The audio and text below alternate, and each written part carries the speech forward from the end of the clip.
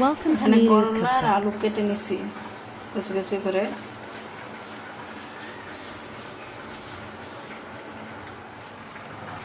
করলা ভাজির জন্য এখানে প্রথমে আমি মৌরি নিলাম, সামান্য কালো জিরা আর মেথি দিয়ে দিচ্ছি।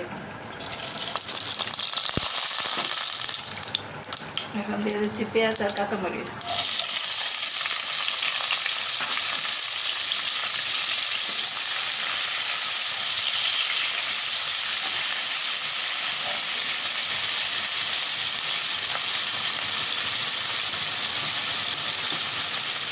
সামান্য লবণ,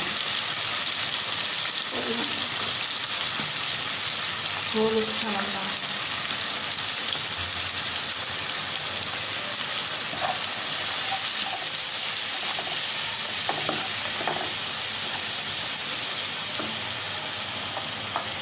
এখন করলাগুলি দিয়ে দিচ্ছি।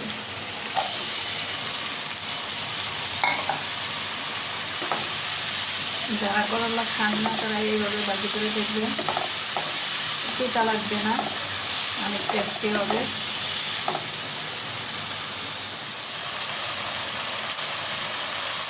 এখন আমি ঢেকে দিচ্ছি।